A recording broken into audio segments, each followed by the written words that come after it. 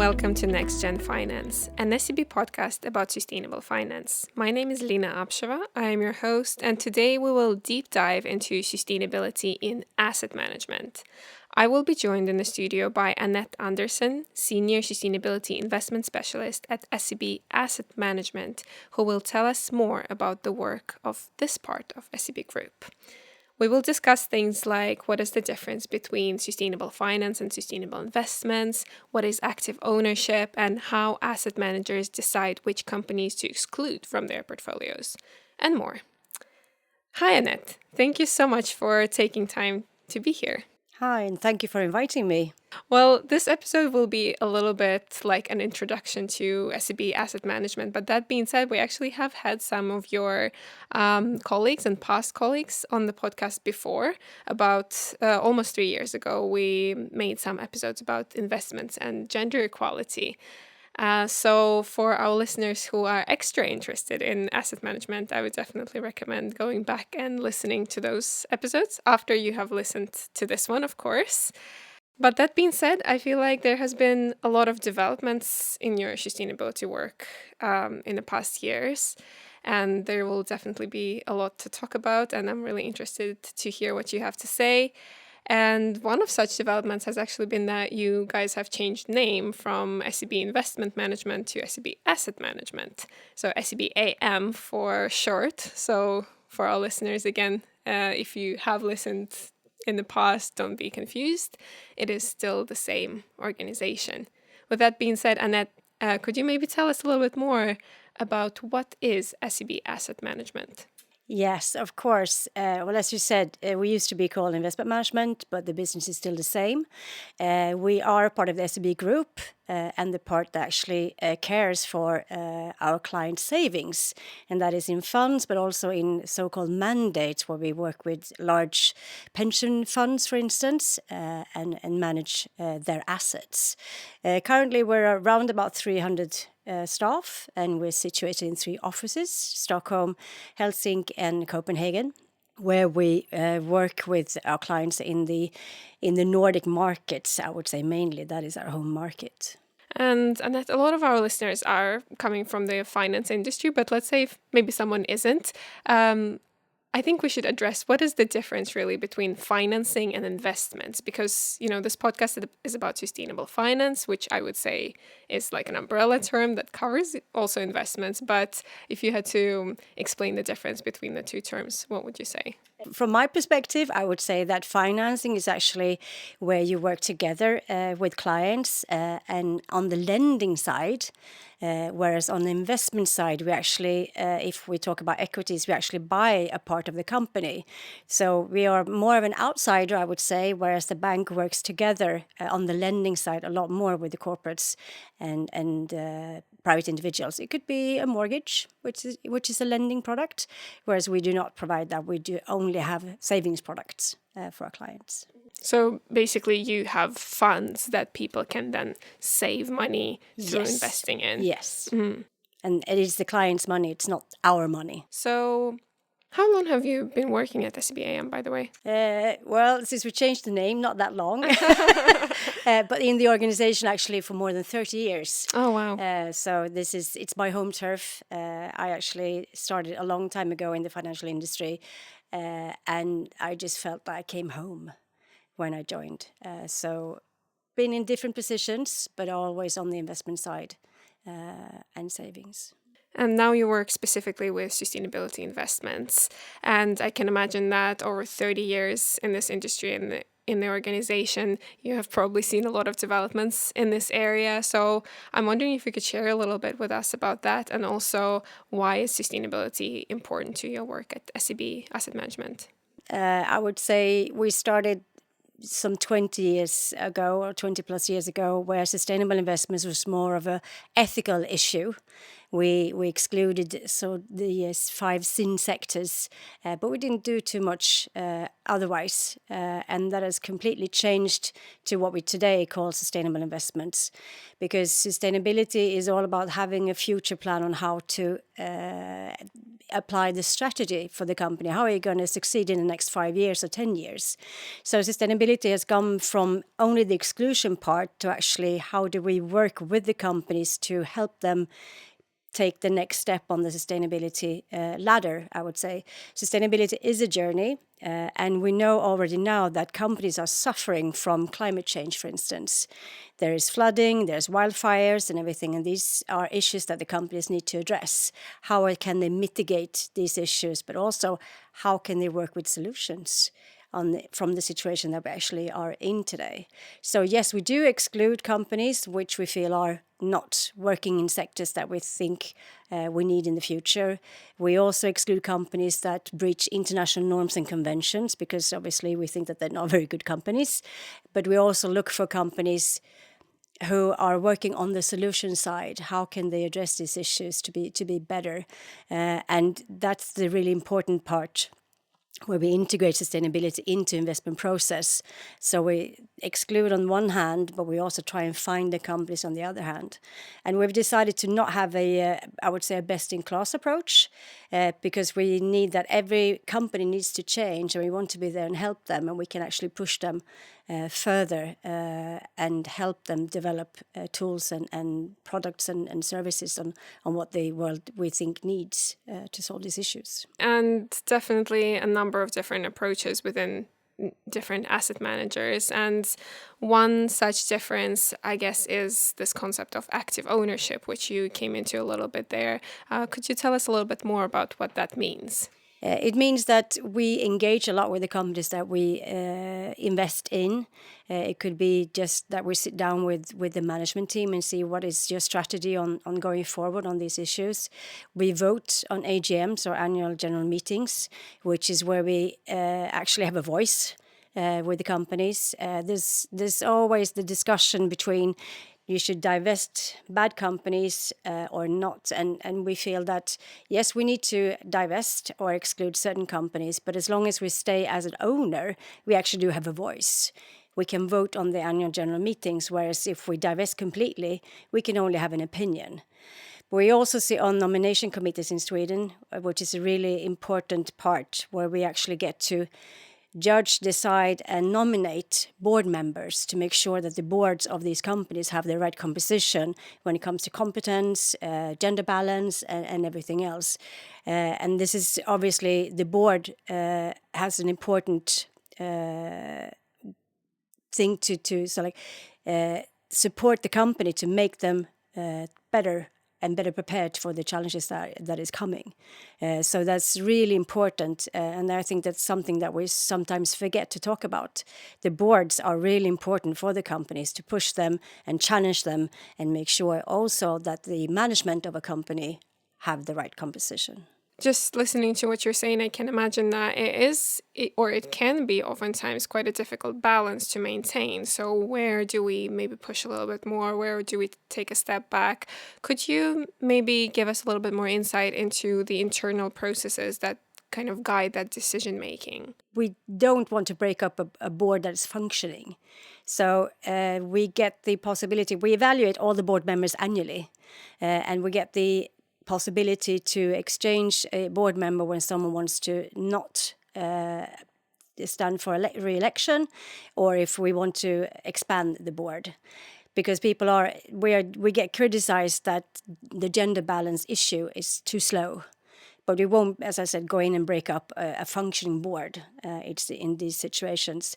And it's a really tough balance. And now with the new regulation coming into the financial market on sustainability reporting, that's something that we've managed to highlight with the boards that we actually see on the nomination committees too, that the board needs to have a higher level of understanding of the new regulation and of the sustainability to be able to pick the right management and support the company in that sense. But it is a balance, but at the end of the day, it's competence that rules. And as far as I understand, there's no reason why a woman isn't as competent as a man when it comes to these issues.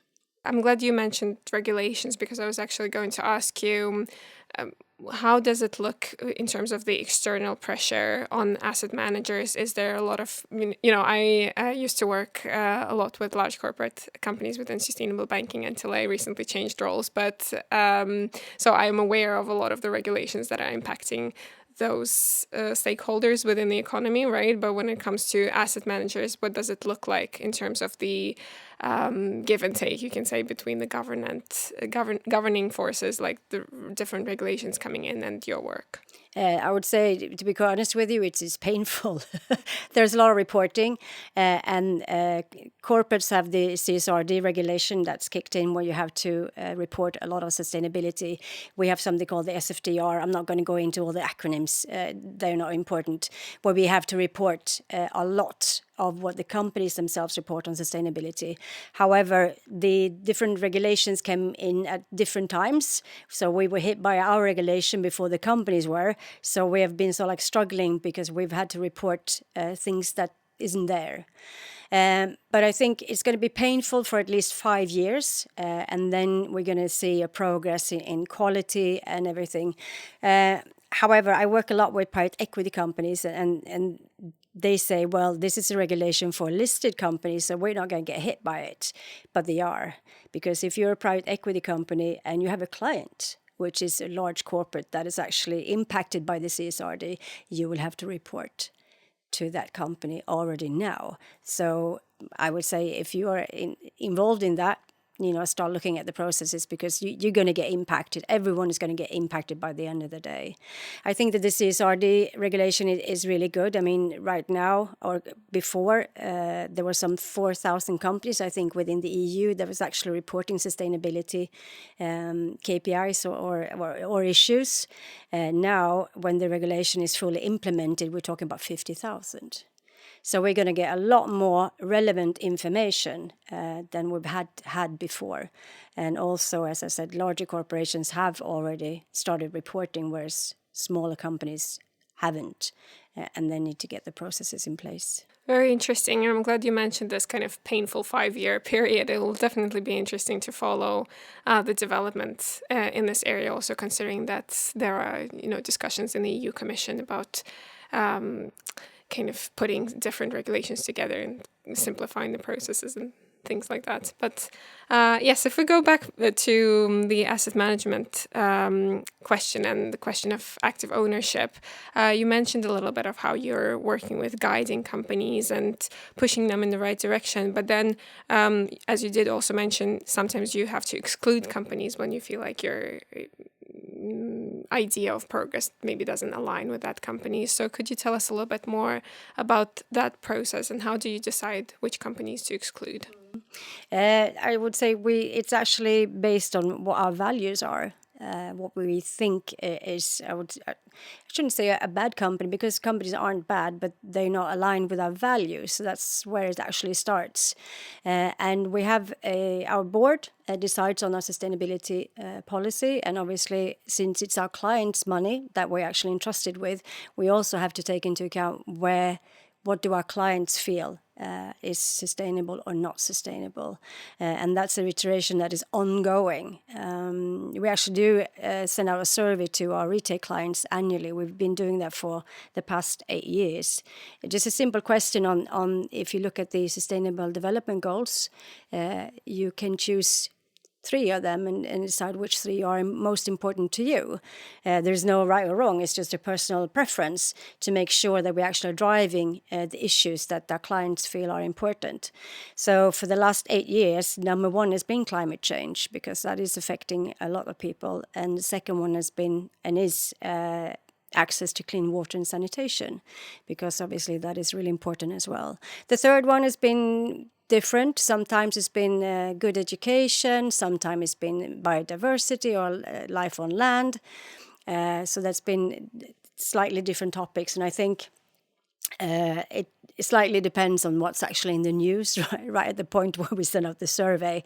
But climate change and water are something that is really important to our clients, and that's what we're trying to push when we are engaging with companies to make sure that we address these issues with them. But said that again, not all sustainability issues are important to all companies. It depends on what sector they are in, and obviously also geographical. I mean, if you talk about making clothes, for instance, if you talk about a company who has outsourced their production to Bangladesh, obviously water is a massive issue. But if you make clothes in Borås, maybe water is not such an important issue. So you always have to look into that materiality, what is really important for that company where they have their operation. You kind of went into the different themes that you're working with. Could you elaborate a little bit more on that? So you mentioned climate, you mentioned water, and then the third is, when it comes to in these surveys at least, can vary. But are there any specific topics that you for yourself have outlined that you're deciding to focus on? Well, I would say we have 12 themes that we're actually addressing, and the reason why we've set these 12 themes is that it's not that other issues aren't important, but we can't address everything at the same time, because then we get nothing done. So therefore we've decided these. So in the financial industry, we talk about the E and the S and the G, and we have thematic engagement on all three of them, where the G, which is governance, is really important on business ethics, about remuneration, gender equality on the board, for instance, and also, of course, anti-corruption and ethics, which is something that certain sectors are targeted more than others. So there we have a lot of work. On the environmental side, obviously, it's climate change and water. And on the social side, it could be anything from labor rights to human rights. Also, there's discussion about being able to join a union or not, where we have a very Nordic point of view, where everyone should have the right to do it. Otherwise, other parts of the world have a completely different view on being able to unionize. So it could be a tricky topic actually to address, depending on where in the world you are. And since we are basically invested all over the world and in all major asset classes, we have to sort of like cherry pick what engagement to do in which area where the biggest or largest issues are. And I know one of the topics that we discussed in the previous episodes when we touched on asset management was microfinancing, for example. So could you tell us a little bit more about the different types of projects that have a specific sustainability focus, such as the microfinance funds that you at SEB AM work with? We're very proud of the microfinance, and it's really encouraging to see how we can affect people's lives. Microfinance, the way it works is that these entrepreneurs in developing countries have such small needs that the banks in that specific area are not interested to have them as a client, because they are probably situated far away from a bank. It's very time-consuming to have them as clients. So the microfinance we work with microfinance institutes who are in these really rural locations, and they are allowed to, or what they do is that they grant loans to these entrepreneurs. Can never be for consumption, always has to be a business behind it. And we can see that they usually start or get a loan for quite a small sum of money. And then as they progress, they can take the next loan and take the next loan. And as an example, we were actually down in Colombia during the winter now, meeting up with a carpenter who had a shop with carpenters where his family was working, but also a few employees. During the pandemic, he got no orders. So they had no income. And he had to sort of like try and, what can you do? So he got a microfinance loan because they owned a plot of land. They managed to build 3 apartments and rent them out. So now they're going to get constant revenue from that. So they managed to balance out with having very volatile income to having a steady income instead, and also keeping his employers. So that's what we want to see. And now they're actually taking out a larger loan so that they can actually build more apartments. We do an annual trip to actually go and see the end borrower to make sure that they are actually getting the gains and that we're doing the right thing for the entrepreneurs. Because one thing that we don't want is them to be over-debted. So we really want to make sure that we are treating them well and they have good ability to repay the loan. Very active ownership, I would say, going down to speak to someone who has taken out or benefited from a microfinance fund in this way. Really cool. Are there any other sustainability-specific initiatives that you're currently working on? Yes, there is actually. Unfortunately, the microfinance funds is only currently for institutional clients. So as a private person, you can't invest in them. However, you can, if you have your pension scheme with one of the larger pension companies in Sweden, they probably are invested or could be invested in microfinance, so you can get access that way. Otherwise, we have started another fund called Nordic Energy, where we actually buy renewable energy in the Nordics, wind farms, solar panels, hydro plants, to refurbish them to increase the production of renewable energy into our energy system here in the Nordics. Unfortunately, that is also only for institutional clients. But on the retail side, we have focus on equality. We have focus on circularity products. So we are working in this space. So there's a difference between, we can have, I would say, funds that work a lot with sustainability, and then we have funds that have sustainability as a goal, which is slightly different. So it depends on what the client wants. But we get questions on these ones where sustainability is the actual objective of the investment, not the financials. You mentioned the communication that you get from some of the people invested in funds in terms of what areas within the Sustainable Development Goals are most interesting or most important to them.